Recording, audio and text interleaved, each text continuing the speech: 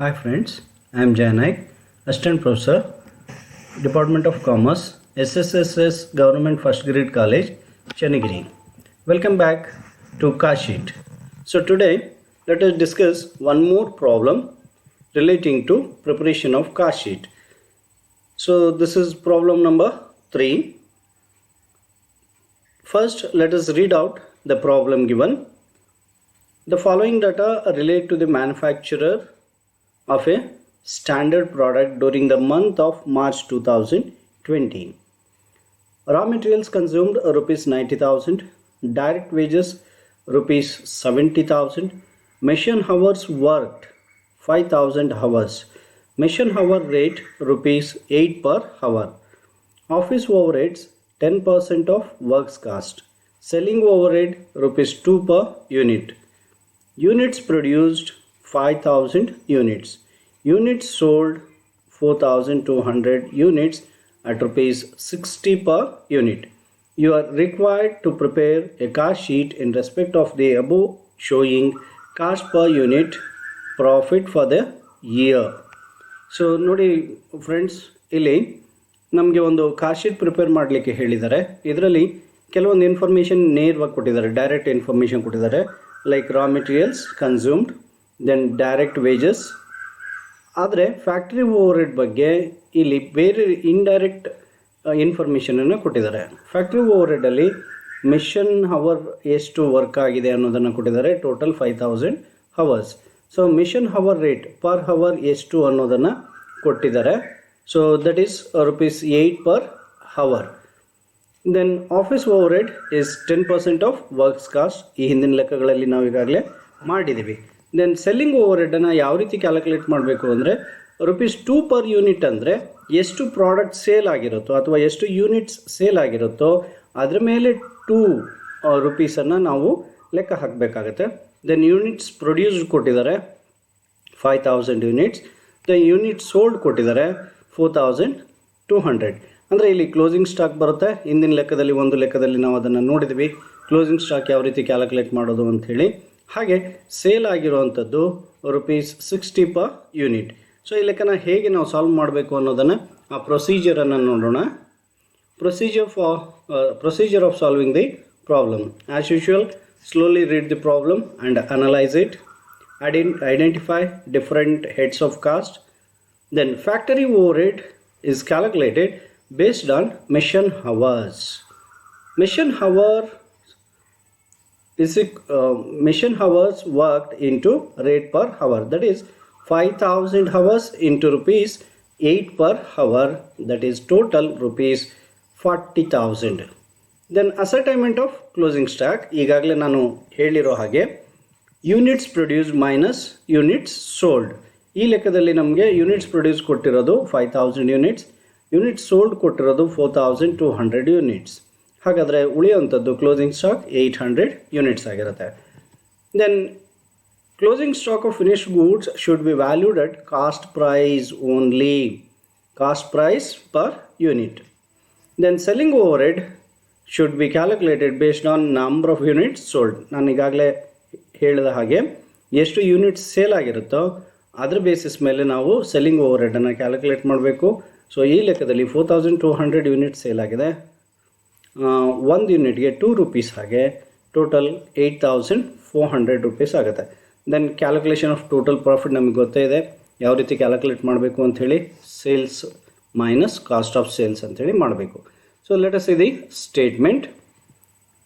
Cost sheet for the year ending, it's actually month ending 31/3/2020. So raw material purchased or consumed, it is 90,000. Then this 90,000 is divided by 5,000 units. So unit cost is 18 rupees. Then wages given, it is 70,000. So divided by 5,000 we will get unit cost, that is rupees 14. So by adding these two we get prime cost. Prime cost total 1,60,000. Then prime cost per unit is 32 rupees. For this add factory overhead. Based on ಮೆಷನ್ hour rate. So ಈ ಹಿಂದೆ ನಾನು ಕ್ಯಾಲ್ಕುಲೇಷನಲ್ಲಿ